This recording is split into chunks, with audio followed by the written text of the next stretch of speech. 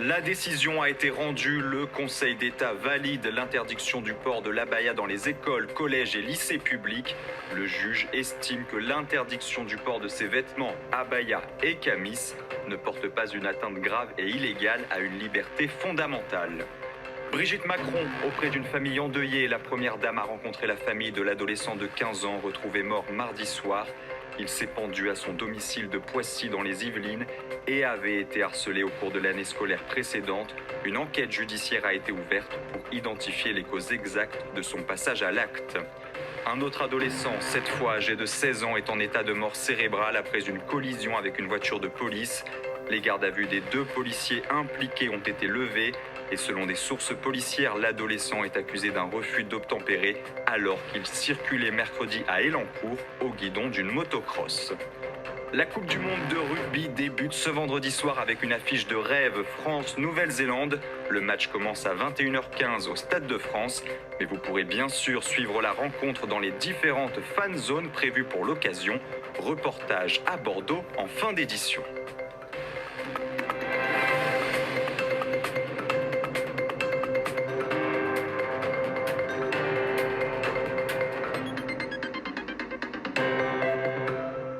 Bienvenue sur CNews, très heureux de vous retrouver pour l'édition de la nuit. Le Conseil d'État valide donc l'interdiction de l'abaya à l'école. La plus haute juridiction administrative avait été saisie en urgence par l'association Action Droit des Musulmans. Le juge estime que l'interdiction du port de l'abaya et du camis ne porte pas une atteinte grave et manifestement illégale à une liberté fondamentale. Il révèle également que le port de ces vêtements au sein des établissements scolaires s'inscrit dans une logique d'affirmation religieuse. Les détails avec Noémie Schulz. Le juge des référés du Conseil d'État fait d'abord un constat. Les signalements d'atteinte à la laïcité ont très fortement augmenté l'année dernière, passant de 617 signalements en 2021-2022 à près de 2000 l'année suivante. Dans la majorité des cas, il s'agit d'élèves se présentant à l'école vêtus de tenues de type abaya. Le Conseil d'État précise d'ailleurs ce qu'il entend par abaya, un vêtement féminin couvrant l'ensemble du corps à l'exception du visage et des mains.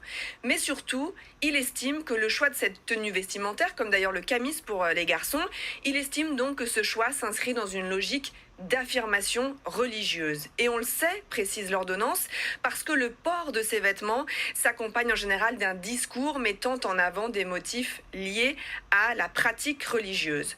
Ce type de vêtements, poursuit le Conseil d'État, ne peut donc être regardé comme étant discret et constitue une manifestation ostensible de l'appartenance religieuse des élèves, ce qui est contraire à la loi. Dès lors, l'interdiction ne constitue pas une atteinte au droit au respect de la vie privée, à la liberté de culte, au droit à l'éducation et au respect de l'intérêt supérieur de l'enfant ou encore au principe de non-discrimination. L'abaya reste donc interdite à l'école, même si d'autres recours devant le Conseil d'État sont déjà prévus. L'actualité marquée par ce terrible drame à Poissy dans les Yvelines, un adolescent de 15 ans retrouvé mort, pendu à son domicile mardi soir. Brigitte Macron a rencontré sa famille. La première dame était accompagnée du ministre de l'Éducation Gabriel Attal. Ce dernier a annoncé l'ouverture d'une enquête administrative sur les faits de harcèlement scolaire. L'année dernière, l'adolescent avait en effet signalé des faits de harcèlement et cette année, il avait effectué sa rentrée dans un autre établissement, Grégory Petitjean et Charles Baget. Il est venu mettre un mot sur la grille d'entrée du lycée Adrienne Bolland de Poissy, où était scolarisé l'an passé Nicolas. Un moment de recueillement, 2 jours après le suicide de l'adolescent de 15 ans, qu'il présente comme son meilleur ami. J'ai marqué merci Nicolas pour toutes ces années. Tu étais mon meilleur ami et tu étais comme un frère pour moi. Tu vas nous manquer. Un hommage, alors que Nicolas est encore dans toutes les têtes, même s'il avait effectué cette année sa rentrée dans un autre établissement, après avoir signalé aux autorités qu'il avait été harcelé. Surpris que quand même mon ami irait quand même au suicide. Moi je pensais que s'il allait changer d'établissement, il allait s'arrêter. En fait pas du tout. Ça m'a rien changé en fait. Victime de moqueries et de brimades, Nicolas échangeait régulièrement avec son ami. Justement le 4 septembre, et c'est le jour justement où il a essayé de m'appeler, j'ai pas pu décrocher. Une cellule psychologique a été mise en place pour des élèves qui se disent très affectés, souvent eux-mêmes également victimes de harcèlement. J'ai senti que c'était choquant, c'est un phénomène qui s'arrête jamais. Je vis ça en ce moment même, je me fais harceler, mais je montre à cette personne que Elle m'atteint pas. Il y a plusieurs personnes de mon entourage qui ont été victimes d'harcèlement par même des proches, d'intimidation, de violence parfois. Personne ne mérite ça, même les pires personnes ne méritent pas ça en fait. Et en plus des élèves, un accompagnement psychologique a également été mis en place. Les gardes à vue des 2 policiers ont été levés dans l'affaire Elancourt. Ils ressortent donc libres à l'issue de leur audition par l'IGPN. Les 2 policiers sont les conducteurs des véhicules impliqués dans l'accident d'un adolescent de 16 ans. L'adolescent, hospitalisé après une collision avec une voiture de police, est en état de mort cérébrale. Retour sur les faits avec Adrien Fontenot. L'accident s'est déroulé vers 18h30 ce mercredi, alors qu'un véhicule de police suit à distance un conducteur de scooter qui refuse d'obtempérer. Ce dernier entre en collision avec un second véhicule de police. Lorsque les policiers l'ont vu, ils ont décidé de mettre le gyrophare et de suivre cette moto de manière à prévenir les autres usagers de la route qu'il y avait un danger potentiel, puisqu'il avait failli renverser un piéton. En prenant la fuite, il a pris tous les risques, il est monté sur une voie piétonne, et de cette voie piétonne, il a percuté une voiture qui sortait d'une résidence, et cette voiture, il se trouve que c'était un autre équipage de police. Transporté à l'hôpital, le conducteur du 2 roues qui roulait sur le trottoir ou une piste cyclable et sans casque était déjà connu pour détention d'armes et harcèlement sur mineurs de 15 ans. Les gardes à vue des 2 policiers au volant des véhicules impliqués ont été levés ce jeudi soir sans poursuite à ce stade. Les investigations vont continuer sous l'autorité d'un juge d'instruction. L'enquête en cours, confiée à l'IGPN, était ouverte pour blessures involontaires par conducteur. C'est un témoignage glaçant, celui du père de Mégane. La femme de 29 ans a été victime d'un viol à Cherbourg le 4 août. Elle vient tout juste de sortir du coma. Selon elle, un homme s'est introduit à son domicile au petit matin pour la frapper et la violer, notamment avec un manche à balai de 75 cm. Lors de sa garde à vue, un suspect de 18 ans a reconnu les faits. Déjà connu des services de police, il a été mis en examen pour viol accompagné d'actes de barbarie. Le père de la victime interpelle le gouvernement. Écoutez. Ne pas communiquer sur cette agression donne du crédit à tous ces prédateurs sexuels et autres parasites de la société qui gangrènent les rues. Une prise de conscience de la part du gouvernement sur le fait que l'on laisse ce genre d'individus au passé judiciaire chargé en toute liberté serait vraiment la bienvenue. Ayez confiance en la justice, nous a-t-on dit, nous ne souhaitons que cela. Dans l'actualité judiciaire, les suites du procès de Redouane Faïd devant la cour d'assises de Paris. L'homme de 51 ans est jugé pour une spectaculaire évasion en hélicoptère de la prison de Réau. C'était en juillet 2018, il encourt la perpétuité. Et ce jeudi, au 3e jour du procès, la cour d'assises s'est longuement penchée sur les liens presque fusionnels qui unissent cette famille. Célia Barotte était sur place. C'est une 3e journée de procès qui s'est terminée tardivement au palais de justice de Paris. Les 2 frères de Redouane Faïd, Brahim placé sous contrôle judiciaire et Rachid présent dans le box ont été interrogés sur leur personnalité, sur leur parcours de vie, de leurs interrogatoires ainsi que ceux des membres de leur famille, des proches qui se sont succédés à la barre. Il en ressort la grande solidarité et union entre eux. D'ailleurs, les membres accusés de cette fratrie de 11 enfants refusent que l'on emploie la notion de clan. À plusieurs reprises, le décès de la mère de Redouane Faïd en 1990 a été évoqué et a été décrit comme un tournant dans les relations fraternelles. Les conditions de détention de Redouane Faïd et de ses frères ont aussi été abordées et dénoncées par leurs avocats. Ils parlent de conditions inhumaines et exécrables. Enfin, par souci de planning, l'interrogatoire de Redouane Faïd est prévu ce vendredi matin. Direction les Deux-Sèvres à présent, où souvenez-vous, en mars dernier, des affrontements violents ont opposé les manifestants et forces de l'ordre sur le chantier de la future bassine de Sainte-Soline. Et ce mercredi, une délégation de députés s'est rendue sur le chantier.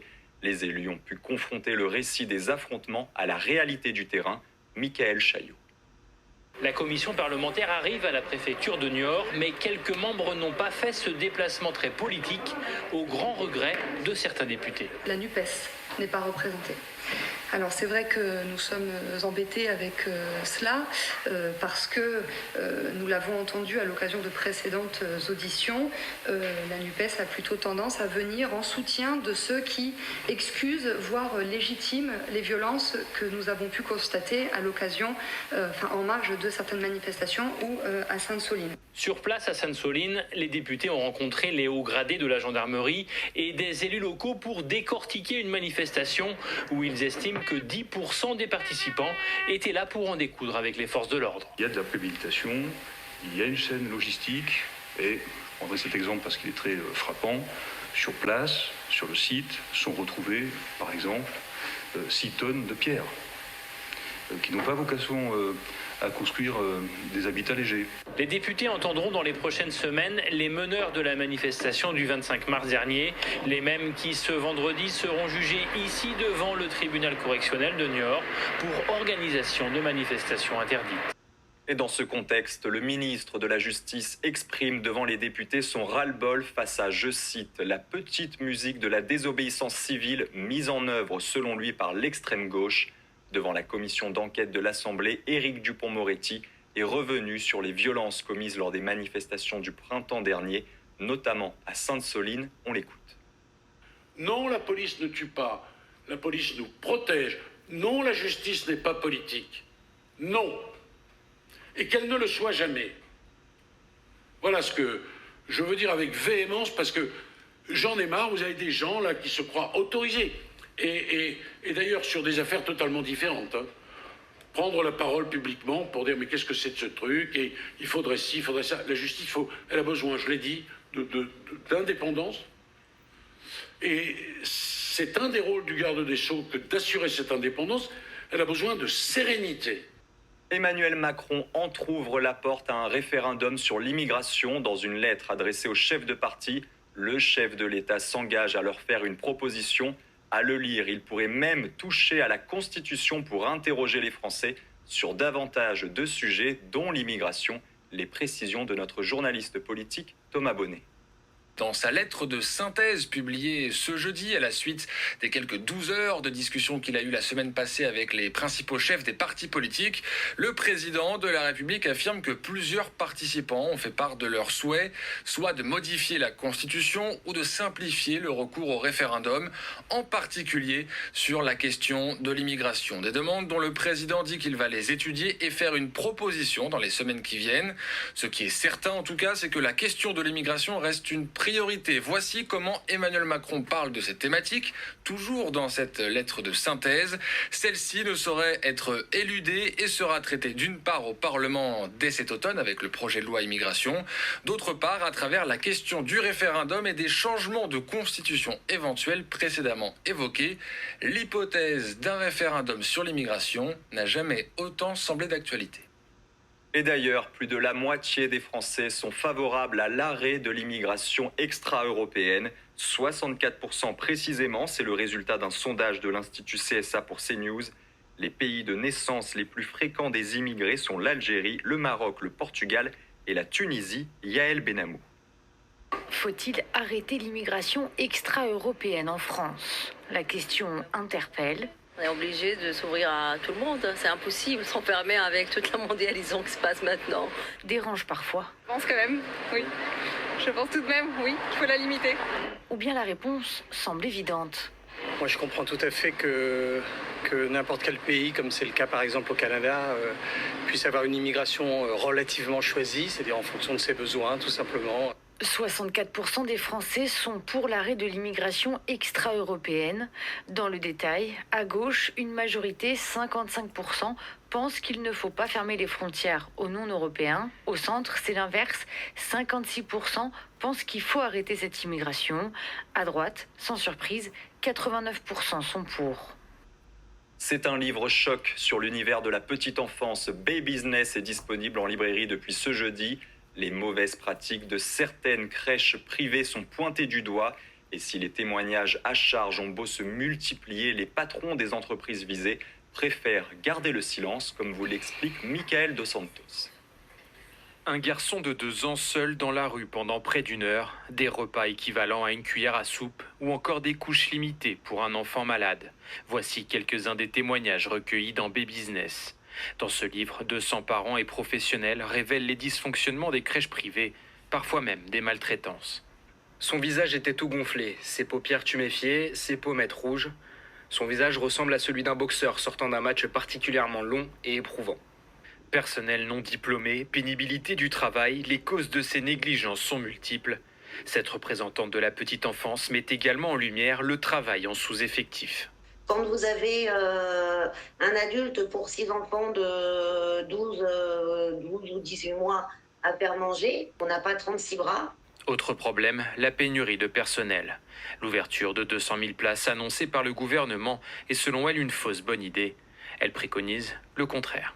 On ferme des places, on ferme des berceaux, on fermera peut-être aussi des structures, mais ça permettra aux professionnels d'accueillir les enfants dans des bonnes conditions. Véronique Escam condamne également la course au profit des entreprises subventionnées par l'État. Aujourd'hui, elles sont 4 à se partager l'essentiel des 80 000 berceaux privés en France.